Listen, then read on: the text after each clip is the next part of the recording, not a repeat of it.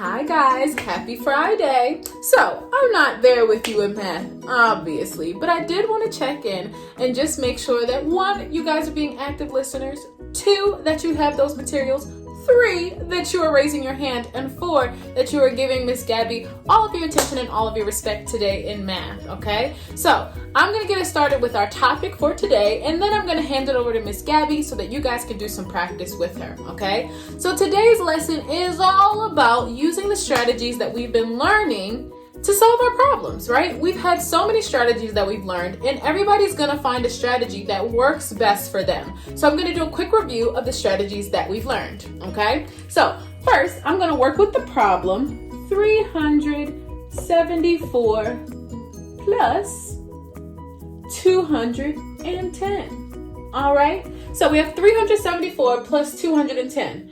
One of the strategies that I like the most, friends, is the vertical method. All right, so I'm going to do the vertical method first because that's one that I enjoy. All right, so to do the vertical method, we have to put the first number on the top, 374, and we have to put the second number on the bottom, plus 210. And we line the numbers up by their ones, by the tens, and by the hundreds. Yes, friends? All right, so I'm going to go ahead and add this out. I have 4 ones plus 0 ones. That equals 4. I have 7 tens plus 1 10, that equals 8. And I have 3 hundreds plus 2 hundreds equals 5 hundreds. So my answer, friends, is 584. Easy capeasy lemon a squeezy. All right. Now, I'm going to try to do the same problem, but with a different method. Another method that I like to use and that we've learned is the arrow way, okay? So I'm going to do the arrow way. So with the arrow way, friends, we have to start with our first number. Our first number is 374. And instead of just adding the whole 210, we can break it down into its parts. We've done this before, friends. So 210 has 200 or 200s, right? And it has 110. So with the arrow way, friends, all I'm doing is adding these parts one by one. So I'm going to start with 274, and I think it's pretty easy to just add 200s to 374. So I'm going to draw an arrow, and I'm going to put that I'm going to add the 200 first. So 200 more than 374 is just 574, right? The 10s didn't change and the 1s didn't change. We just added 200s to the 300s, right?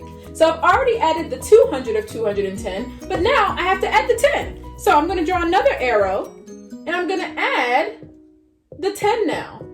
So 574 plus 10 more, friends, is going to be what? If you said it's going to be 584, you are correct. Because again, we didn't change the hundreds or the ones. We just added a 10 to the tens place, and that's what we got for our answer. So 374 is again equal to 584. Okay? So that's 2 methods we've already used, friends, and 2 that we've already learned. So I'm going to try a different problem, and let's review a couple more of our strategies. Okay? Here we go. All right. So the next problem we're going to look at, my friends, is 398 plus 142. Okay? So, when you see certain problems, friends, you might be like, do I know a strategy that might make this a little easier? The first thing I thought when I saw this problem was, hey, 398 is very, very close to the next 100. If you know what the next 100 is after 398, go ahead and shout it out real fast.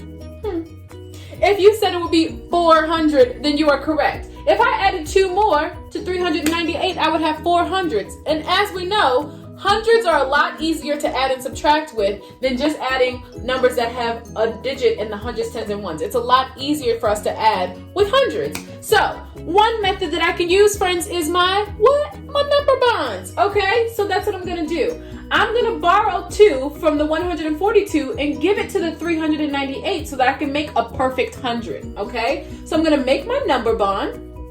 And remember, I need 2 more to add to 398. So I'm going to take out 2, and if I take 2 from 142, friends, I'm left with 140 on the other side of our number bond. And just to make sure I'm correct, I can add these back. 140 plus 2 is 142. So I made sure that this makes sense, right?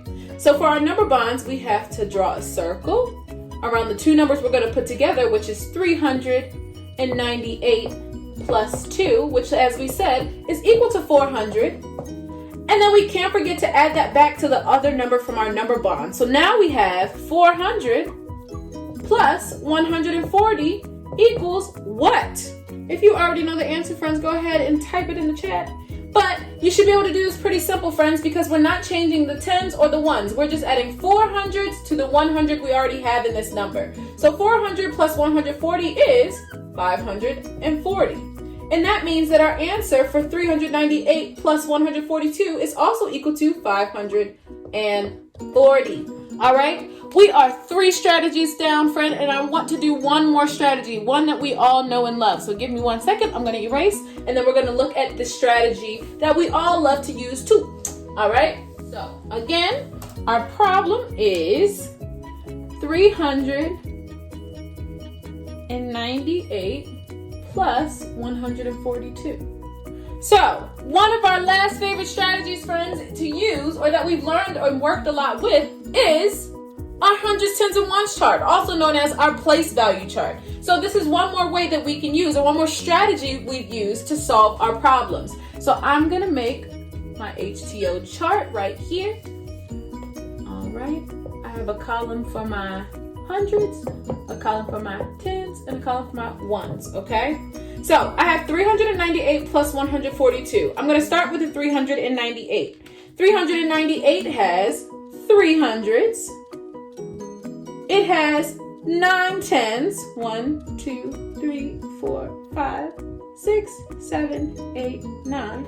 And it has 8 ones. 1, 2, 3, 4, 5, 6, 7, 8. Now, you heard Miss Anissa counting carefully. It's important that you are sure to count your dots carefully for each column. Make sure you have the correct number in each space, friends, because if you have one more or one less, your whole problem is going to be incorrect, as we know, okay? Now, since we're adding, we also have to put this number in our chart, 142. So I have to add 100, 4 tens, and 2 ones. And now I can get down to the math, my friends. So I have 1, 2, 3, 4, 5, 6, 7, 8, 9, 10 ones. What do I do when I have 10 ones, friends?